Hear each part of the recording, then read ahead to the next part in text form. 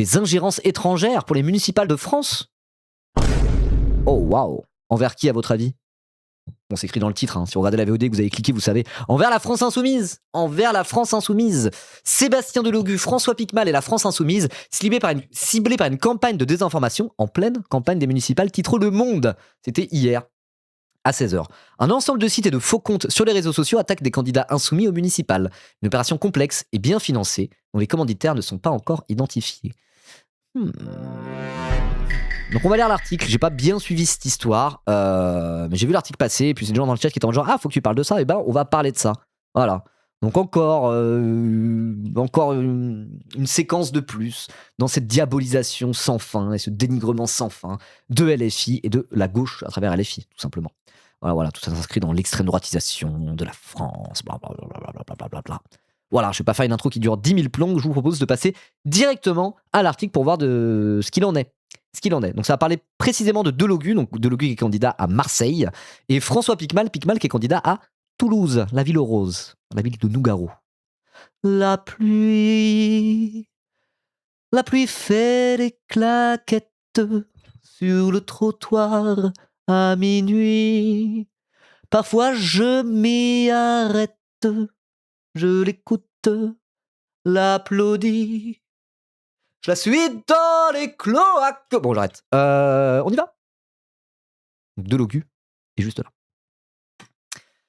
Une étrange campagne de dénigrement cible depuis plusieurs semaines Sébastien Delogu, candidat de LFI à l'élection municipale à Marseille. Depuis la mi-février, un blog, mais aussi des pages sur Facebook et X.com, anciennement Twitter, accusent, sous la plume d'une certaine Sophie, le député de viol et de violence. Ah ouais. Ah oui, c'est pas des petites accusations. D'accord. Donc c'est des fake news en mode accusation de viol et de violence. Eh ben, une ou plus. J'ai pas du tout vu ces trucs-là. Mais ok. Après, je pense que c'est pas trop dans mes cercles à moi et dans nos cercles à nous qu'on voit ce genre de fake news. Hein, puisque c'est l'extrême droite, a priori. Une ou plusieurs personnes se sont donné beaucoup de mal pour tenter de donner de la visibilité à Sophie, entre guillemets, à quelques semaines du scrutin. Des tracts ont été placardés à plusieurs endroits à Marseille, y compris sur des panneaux d'affichage électoral. Ils présentent tous un QR code qui renvoie vers le site de Sophie. Mais qui est donc cette mystérieuse Sophie? Merci Cramoisi pour les 5 €. Merci beaucoup. Plusieurs journalistes travaillant sur l'élection municipale, dont le correspondant du Monde, ont aussi, donc c'est un article du Monde, ont aussi été contactés pour attirer leur attention sur ce site, par le biais d'une adresse mail anonyme qui n'a pas répondu à nos sollicitations. Je ne sais pas ce que c'est que super profit. Merci Chica Cox pour les 6 mois d'avance, trop bien, merci beaucoup. Un rapide examen montre cependant que le profil de Sophie présente de très nombreuses incohérences et des signes de manipulation. Sur Facebook, ces publications récoltent beaucoup de commentaires et de likes, mais tous sont faux. Moi, je mets beaucoup trop de bruitage là, je sais pas ce que je fais.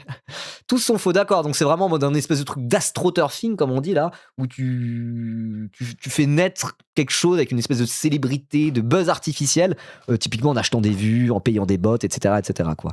Donc là, c'est un compte, on sait pas d'où il sort, d'une certaine Sophie qui n'existe a priori même pas. Merci Nuwanda pour les 50 balles, énorme. Déjà 1815 € dans la cagnotte. Moi, j'y crois qu'on va atteindre les 2000 aujourd'hui. J'y crois. Let's go.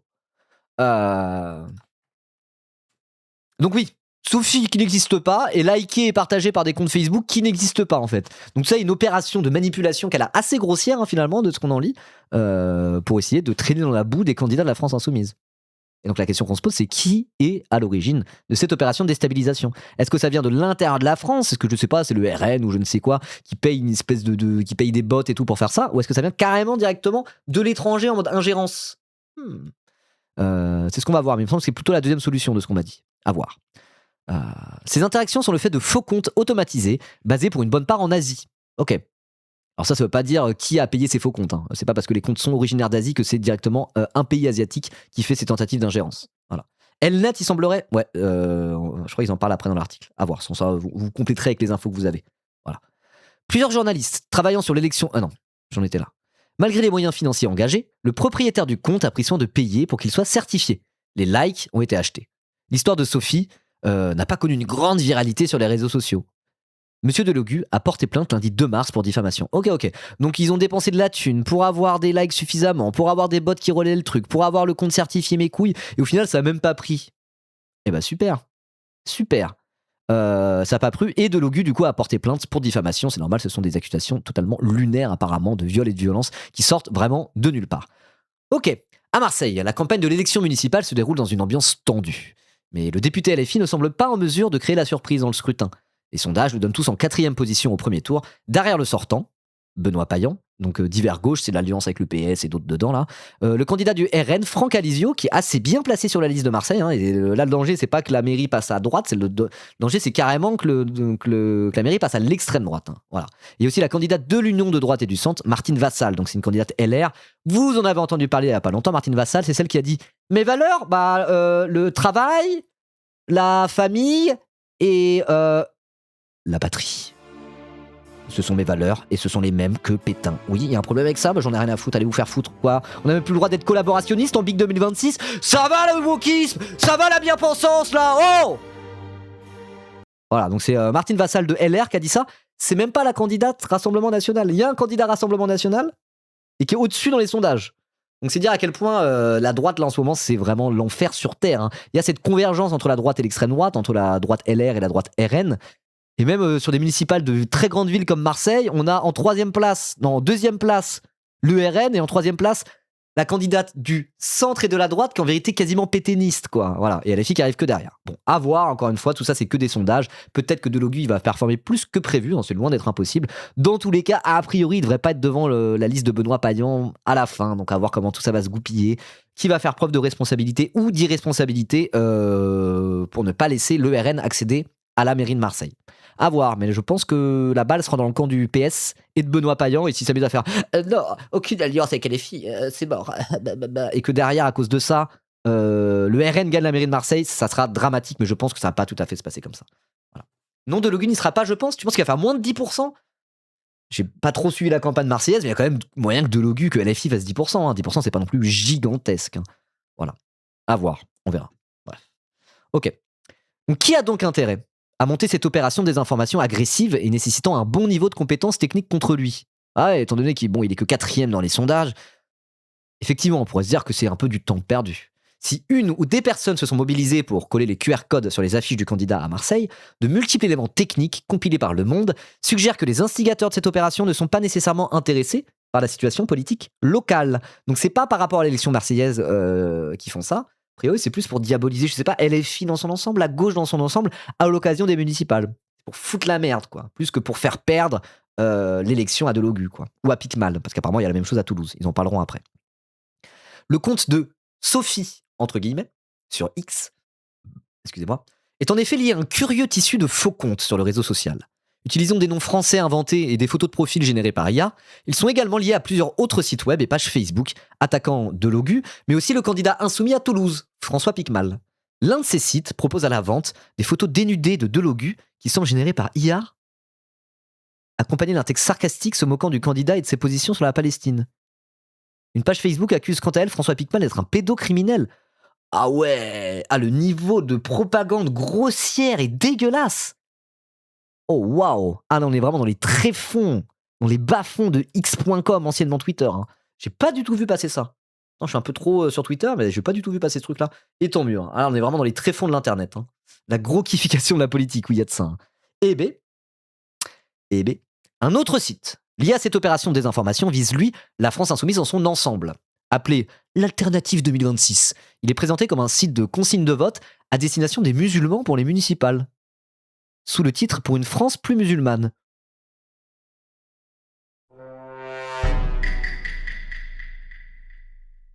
Ouais, bizarre. Il liste les candidats qui représenteraient les valeurs de la communauté religieuse, citant entre autres la construction de mosquées et l'instauration de la charia. Mais oui. Ah, c'est vrai que là, en ce moment, dans le climat actuel, il y a énormément d'associations musulmanes officiellement qui disent « Ah oui, nous sommes pour l'instauration de la charia ». Ah oui, il n'y a pas du tout Laurent Nunez et Gérald Darmanin qui vont aller envoyer des flics chez eux minute 1 pour tous les foutre en garde à vue pour apologie du terrorisme. Le niveau, c'est le niveau de grossièreté de la propagande. Vraiment, la manœuvre est grossière. Hein. Les ficelles sont visibles. Hein. L'instauration de la charia, non mais wesh. En réalité, les personnalités politiques citées sont toutes des candidats de la France insoumise au municipal. Et l'objectif de ce site mensonger semble être de décourager le lecteur de voter pour eux. C'est une façon de dire regardez LFI, la France islamiste, regardez ceux qui veulent imposer la charia en France appellent ouvertement à voter Delogu et Picmal. Oui, allez, à d'autres. Ok. Les auteurs de la campagne ont aussi créé une fausse page Facebook pour laisser penser qu'un groupe terroriste islamiste est à l'origine de l'alternative 2026. D'accord. Donc ils essayent de faire croire que c'est littéralement des groupes terroristes islamistes qui appellent à voter pour LFI. Voilà, ils sont en mode genre, vous savez qui soutient la France insoumise ? Daesh. Et vous voulez encore voter pour eux ? Alors vous êtes patriotes ? Ficelle, c'est plus des grosses cordes pour attacher les paquebots. Alors oui, la ficelle est visible et voilà, elle est très très épaisse. Hein. Elle est très très très épaisse la ficelle. Hein. Ça rigole hop. Hein. Eh ben, bon, on était où ? Oui, donc ce fameux site, l'Alternative 2026. Ce site, qui ne comporte aucune mention légale ou indication de son origine, a fait l'objet d'une importante campagne de promotion par le biais de faux comptes Twitter, mais aussi de services payants de diffusion de communiqués de presse, dont un sous-site de l'agence Associated Press. Avec un certain succès. Ce 5 mars, il était mentionné et critiqué à l'antenne de Sud Radio. Oh, Sud Radio, hein, ils sont vraiment les relais des trucs les plus bouffonnesques de France. D'ailleurs, j'en profite pour vous dire, juste après, on va faire le react à Sandrine Rousseau. Ça fait longtemps qu'on n'a pas parlé de Sandrine Rousseau. Faut en a un peu parler, mais sans l'écouter. Super. Donc ça sera chez Sud Radio, justement. Hein. Voilà. On pourrait qualifier de radio bistrot. C'est vraiment ambiance bistrot. Hein. C'est un peu ambiance les grandes gueules, Estelle Midi et compagnie. Bref. Ok. Bon. Du coup, ça a quand même été mentionné à Sud Radio, donc c'est pas rien. L'ensemble de ces sites attaquant LFI, promus sur Twitter et Facebook par les mêmes réseaux de bots, présentent plusieurs similarités techniques avec le blog de Sophie, entre guillemets. Ils utilisent des images générées par Gemini, l'IA de Google, ainsi qu'un thème WordPress commun, mais surtout des noms de domaine enregistrés auprès d'un même fournisseur situé aux Bahamas. Le mystère s'épaissit. Ok. Alors les commanditaires sont encore inconnus, a priori, mais on va quand même lire la suite. Qui sont les commanditaires de cette opération élaborée ? C'est ça qui est le plus intéressant. Parce que de savoir qu'il y a des campagnes de désinformation ultra dégueulasses à coups de pages Facebook et de comptes Twitter et de bots interposés, bon, ça étonne pas tellement, mais qui est à l'origine de ça ? Parmi les déstabilisations qu'on a pu avoir dans ce genre-là, il a pu y avoir des trucs du côté de la Russie, par exemple. Du côté de la Russie, il y en a eu. Notamment des campagnes qui ont été même plus loin que simplement Internet, quoi. Aller taguer, faire des tags antisémites sur le mémorial de la Shoah pour accuser les musulmans, mettre des têtes de porc devant des mosquées pour juste remuer la merde et que tous les Français se retournent les uns contre les autres et déstabiliser en appuyant là où ça fait mal. La Russie, elle a fait ça plein de fois et c'est documenté et tout. Hein. Donc là, ça pourrait peut-être être la Russie ou d'autres, à voir. Mais voilà, il y a plusieurs pistes. En tout cas, est-ce que les commanditaires viennent de l'étranger ou plutôt de la France ? Bon, on va lire l'article. Qui sont les commanditaires de cette opération élaborée ? En l'état, plusieurs hypothèses, allant d'adversaires politiques de LFI à des acteurs étrangers, sont possibles. Si certains contenus diffusés par ce réseau de fausses pages semblent créés par une personne au fait de l'actualité française, d'autres éléments, dont l'utilisation d'un français parfois peu naturel, suggèrent qu'au moins un prestataire technique étranger a été impliqué. Ok. Les mêmes réseaux de faux comptes Facebook ont par ailleurs été utilisés par le passé pour diffuser des contenus liés à la politique gabonaise, à un scandale au Nigeria ou pour faire des campagnes de marketing. Un tel procédé suggère qu'ils sont gérés par une entreprise spécialisée dans la promotion d'opérations d'influence. Ok. Les faux comptes Twitter, X, mais je dis Twitter, ont aussi été utilisés pour promouvoir les messages d'Elnet. Ah ! C'est ça dont vous parliez. C'est les Russes ? Bah là, a priori, non, c'est pas trop les Russes. Hein. C'est pas trop les Russes. Mais après, je sais pas. Parfois, il y a un truc à gauche, on a tendance à dire oh là là, on parle que de la Russie tout le temps et on parle pas des autres. Ce qui est un peu vrai. Mais c'est pas parce que les centristes et la droite aiment bien, pour le coup, parler de la Russie quand on parle d'ingérence étrangère, quitte à fermer les yeux sur d'autres types d'ingérence. C'est pas dire que la Russie fait pas d'ingérence étrangère pour autant. Attention à pas dans une forme de campisme bizarre, quoi. Voilà. Après, j'accuse personne dans le chat de faire ça, mais voilà. La Russie fait vraiment des opérations de déstabilisation en France. C'est pas des conneries. Voilà. C'est juste qu'il y en a certains, ils voient quand c'est la Russie et quand c'est d'autres, typiquement Elnet et les trucs comme ça. Là, pourquoi ils voient pas, quoi ? Bon, voilà. Pas besoin d'expliquer. On connaît. Bref, les faux comptes X ont aussi été utilisés pour promouvoir des messages d'Elnet. Ce lobby pro-israélien, installé en Europe et enregistré en France, au registre des représentants d'intérêt, est aussi en conflit ouvert avec LFI. Delogu et Picmal font partie des candidats LFI et ont fortement manifesté leur opposition aux opérations militaires d'Israël à Gaza et leur soutien à la cause palestinienne, ce qui leur a valu des menaces de mort. Alors c'est pas les seuls au sein de LFI, mais eux, oui, ils l'ont vraiment bien fait. D'ailleurs, il me semble que Picmal, il était sur une des flottilles vers Gaza. Hein. Ouais, François Picmal, il était dans une des flottilles vers Gaza. Donc lui, il a vraiment été à fond et Delogu, oui, hein, aussi. Aussi. Delegui qui a eu pas mal de succès dans les milieux pro-palestiniens, etc. quoi. Voilà, qui a été accusé plein de fois d'antisémitisme pour avoir le fameux truc où il avait partagé un montage où il y avait des pizzas cuites au four, c'était écrit sur l'emballage de pizza, et c'était pour symboliser toutes les pizzas qu'ils ont dû bouffer au moment où ils faisaient le NFP. Parce qu'il y a vraiment un truc autour des pizzas. C'est en mode genre, bon bah, on va commander plein de pizzas et on va s'enfermer dans un bureau pendant 8 jours en mangeant des pizzas parce qu'on n'a pas le temps de faire à manger pour faire les négociations et vite avoir un accord pour l'élection. Donc il y avait tout un lore autour des pizzas au moment du NFP. Du coup, c'était en mode, il y avait eu un montage où il y avait des pizzas, mais c'était vraiment sous-entendu les pizzas qu'ils ont bouffées au moment de faire les accords du NFP, quoi. Voilà. Oui, c'est comme l'indice pizza français, là. Enfin le truc de l'indice pizza du Pentagone, là. Il y a des trucs comme ça, il y a tout un lore autour des pizzas, genre. Au moment où il n'y a plus le temps de bouffer, il n'y a plus rien de faire, c'est la cellule de crise et les politiciens, ils mangent des pizzas, ils commandent des pizzas. C'est un peu le même, quoi. Là, du coup, il y a vu ce truc-là où ils avaient fait un montage avec des cartons de pizza, et comme il y avait écrit cuite au four, comme la plupart des pizzas, quand même, c'était en mode genre, quoi, c'est un dog whistle antisémite? Non, mais pitié, allez, pitié, quoi. Donc voilà, Delegui, il a été victime de ces accusations-là, et Pikmal, il était carrément sur la flottille pour Gaza. Donc effectivement, ils ont fortement manifesté leur opposition aux opérations militaires d'Israël à Gaza et leur soutien à la cause palestinienne, ce qui leur a valu des menaces de mort et tout un tas de harcèlement. Tout à fait. Monsieur Pikmal a par ailleurs été la cible ces derniers jours de menaces venues, selon lui, de l'extrême droite.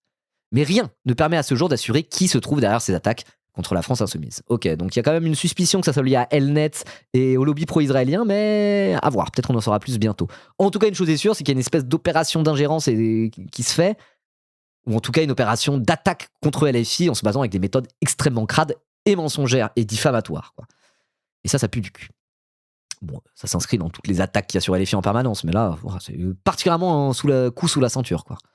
Mardi 10 mars, le réseau de coordination et de protection des élections, qui rassemble les organismes publics chargés de la protection du scrutin, a annoncé dans son bulletin régulier que Viginum, alors je crois que c'est un des 3 villages romains qu'il y a autour du village d'Astérix, Viginum, je me souviens plus.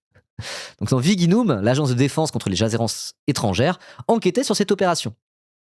Bien qu'elle n'ait à ce stade des analyses qu'une faible visibilité, cette campagne malveillante cherche délibérément à altérer l'information des citoyens dans le cadre de scrutin municipal. Note Viginum qui, je cite, poursuit ses investigations pour tenter de déterminer si cette campagne est d'origine étrangère. Donc voilà, à voir, à prendre avec des pincettes, mais il y a quand même un faisceau d'indices qui nous porte à croire que tout ça pue du cul. Il y a un lien quand même, a priori, avec Elnet. Déjà, il y a un aspect international là-dedans, parce que les mêmes réseaux et les mêmes comptes ont été utilisés pour des trucs qui n'ont rien à voir avec la France. On parle du Gabon, du Nigeria, etc., etc. Et a priori, il y a un lien avec Elnet, lobby pro-israélien. Donc bon, quand même, ça sent un peu l'ingérence. À voir, à prendre avec un peu...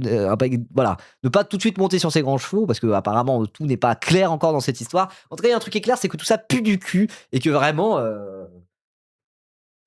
taper sur LFI, il n'y a même pas que les Français qui le font, c'est dire. Hein. C'est dire. Aïe, aïe, aïe, aïe, aïe. Aïe, aïe, aïe, aïe, aïe. Donc en conclusion, je dirais... Bah allez voter LFI au municipal, voilà. Regardez. Regardez ce qu'ils se prennent dans la gueule. Donc, ça donne envie de voter pour eux. C'est pas vrai la team. Voilà, ce serait ça mon conclusion.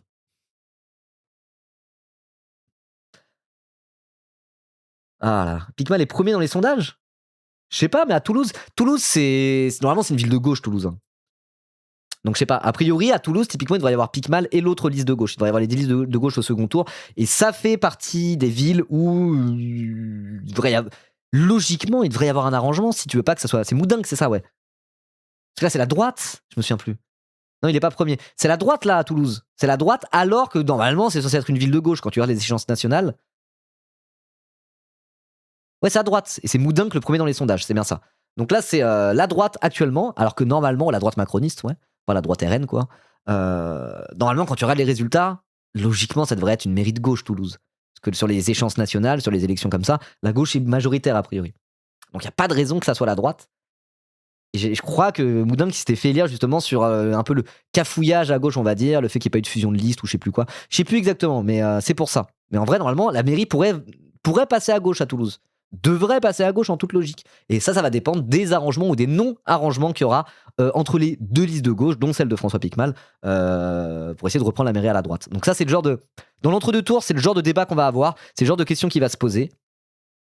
Et Toulouse, ça serait une ville à regarder avec attention. Marseille aussi.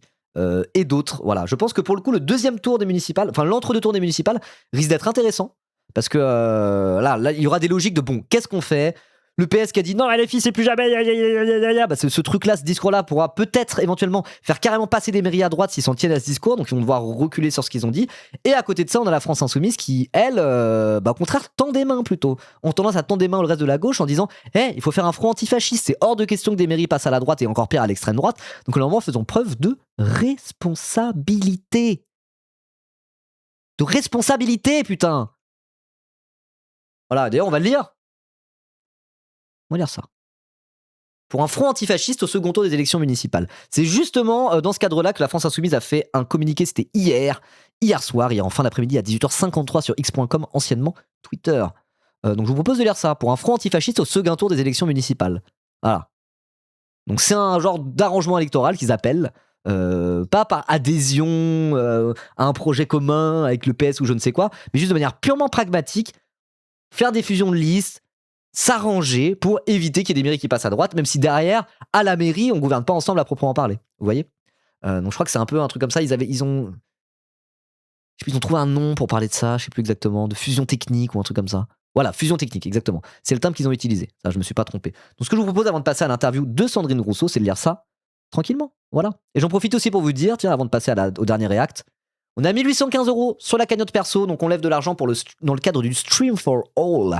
On lève de l'argent pour une association qui s'appelle Dignité Internationale et dont tous les fonds seront utilisés pour faire de l'humanitaire en Palestine et au Soudan. Voilà, avant c'était Stream for Palestine, c'est devenu Stream for All, parce que du coup c'est Palestine et Soudan cette année. Voilà, donc nous on a déjà levé 1815 € ici, c'est bien, c'est pas mal du tout. 13 000 € au global, mais si on peut atteindre les 2000 € aujourd'hui, franchement c'est nickel, comme ça c'est nickel. Simplement.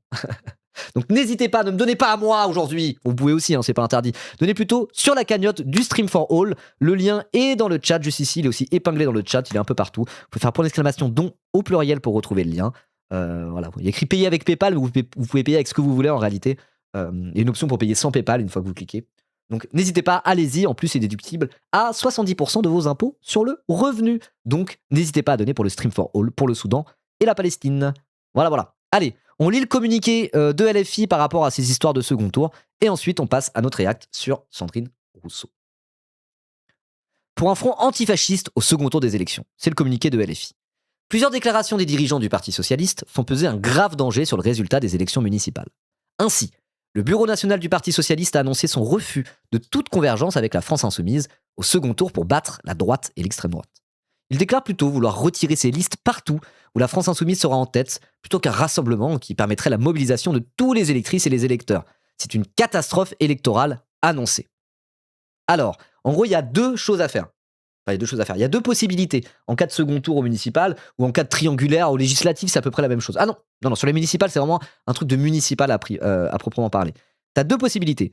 Soit, imaginons, le RN est en tête.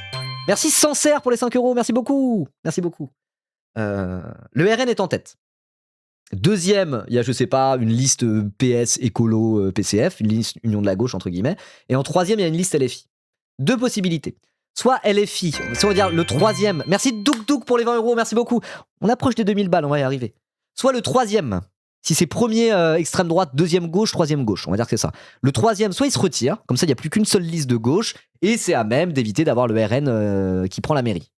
Ça, c'est la première possibilité. C'est ce qui fait pendant les législatives, c'est ce qu'on appelle le désistement républicain. Voilà. Ceux qui veulent faire un front républicain ou un front antifasciste, en l'occurrence un front contre l'extrême droite, se désistent s'ils sont arrivés en troisième place pour laisser l'occasion au deuxième, même au premier, de pouvoir battre l'extrême droite. Ça, c'est le principe du désistement. L'autre possibilité, et ça se fait au municipal, je crois que ça se fait que au municipal, si je dis pas de bêtises, c'est la fusion des listes. C'est-à-dire qu'il y a la possibilité, en cas de, je sais pas, extrême droite deuxième, premier, gauche deuxième, gauche troisième, deux listes de gauche deuxième et troisième, de fusionner les listes pour avoir plus qu'une seule liste. Donc il y a un arrangement entre les deux pour voir qui est placé à quel endroit dans la liste. Et du coup, vu que c'est une fusion des listes et pas juste un désistement, ça crée une dynamique qui fait que normalement, logiquement, sur le papier, tout le monde est content un peu. On a genre, bon bah voilà, les deux derniers s'allient et fusionnent les listes. Ça fait que ceux qui ont voté pour la première liste et ceux qui ont voté pour la deuxième liste, et bah tout le monde y va. Il y a en plus cette espèce d'élan unitaire. Et logiquement, sur le papier, la fusion de listes, c'est ce qu'il y a de plus efficace en cas de triangulaire avec l'extrême droite pour éviter d'avoir l'extrême droite au pouvoir.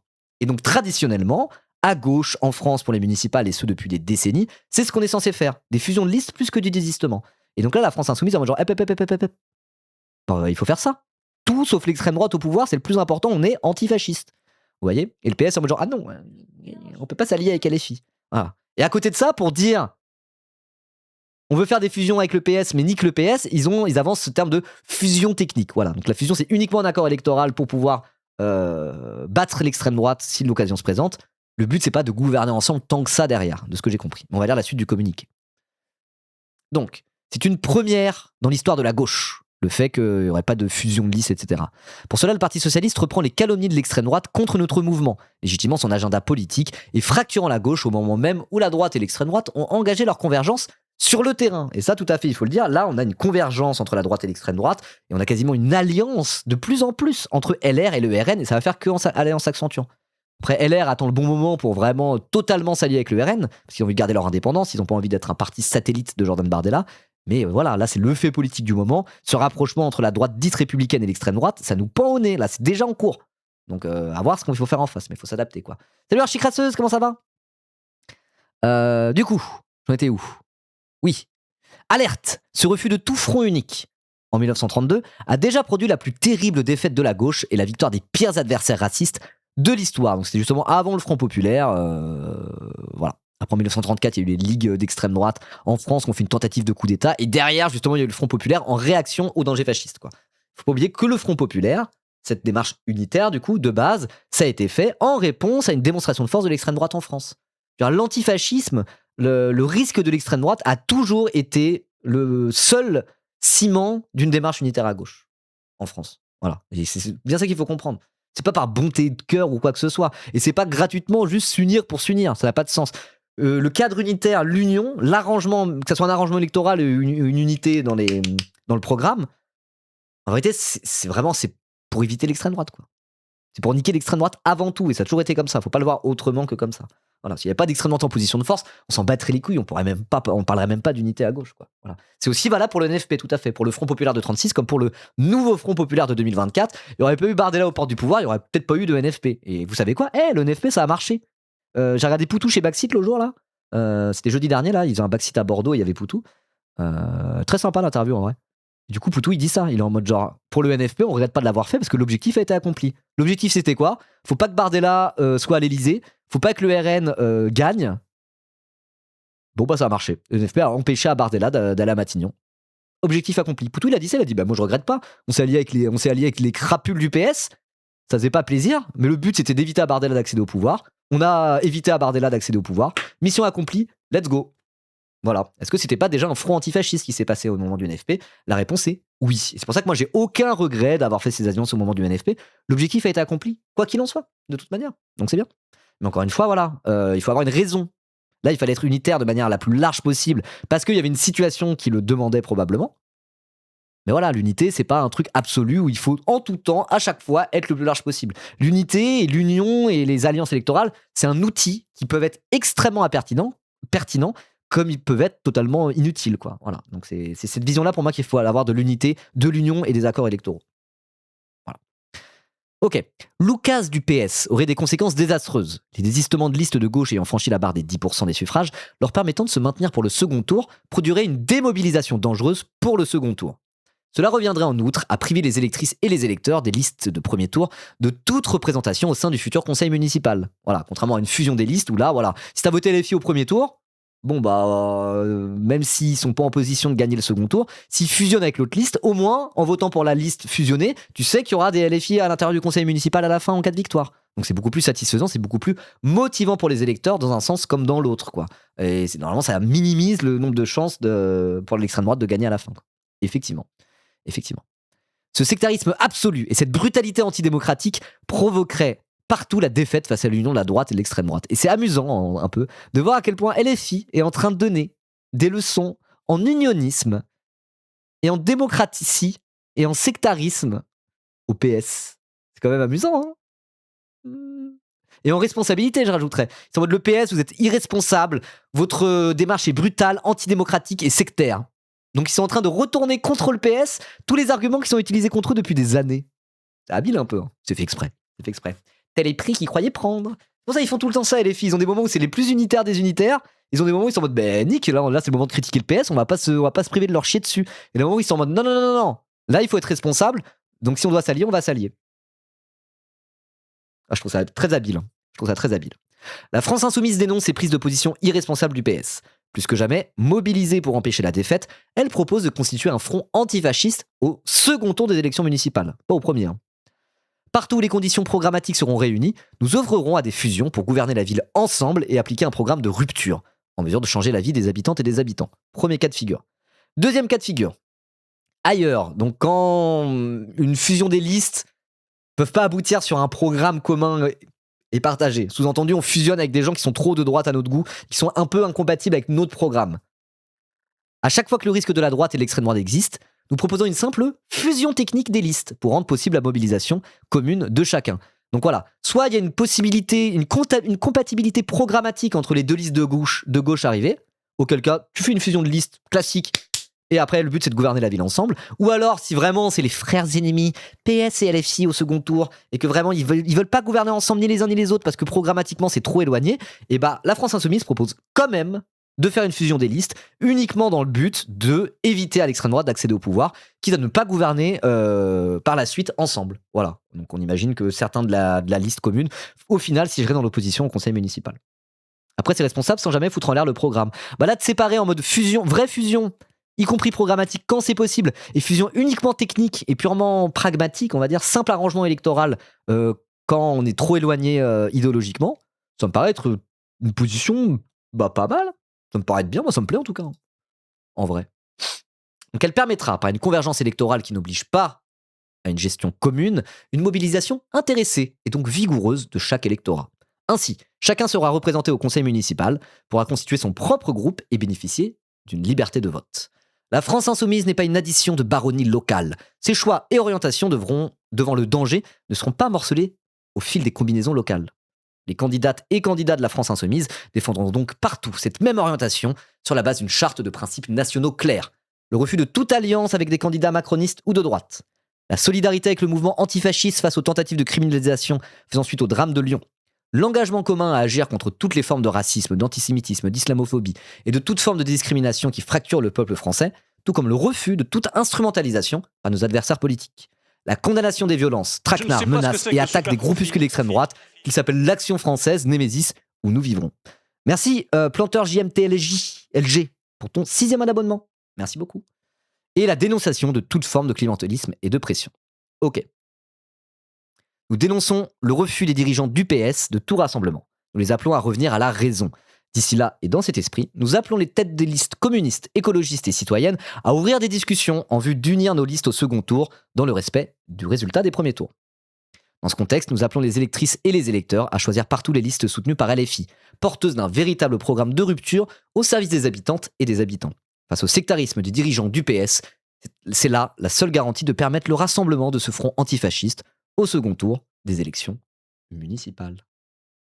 Ok, intéressant. Intéressant la strat. En gros, la strat, c'est être en mode, nous on est responsable de zinzin. Et vous là, vous faites quoi? À part être dans votre logique d'appareil là, à part avoir Hollande qui est en mode genre, ah non, il faut voter pour nous et pas pour LFI. Je sais pas imiter Hollande, pardon. Donner des leçons de démocratie, de responsabilité, etc. Au PS, je pense que c'est une strat qui est... Ouais, ça peut marcher. Moi, j'aime bien, en tout cas. J'aime un peu bien, je vais pas vous mentir. J'aime bien cette idée parce que ça montre un certain pragmatisme, en fait, chez la France insoumise. Vous voyez? Ils sont en mode genre, non, mais on regarde quelle est la situation, clairement, et on en tire des conclusions en fonction de la situation. C'est pas des espèces de grands principes qui flottent dans les airs en mode oui à l'union, non à l'union, oui à ça, non à ça. Ça dépend. Dans le cadre d'un second tour des municipales pour éviter d'avoir l'extrême droite qui prend certaines mairies, oui, ils sont unionistes. Ils sont pas unionistes gratuitement, vous voyez? Et ça, j'aime bien. Ça j'aime beaucoup.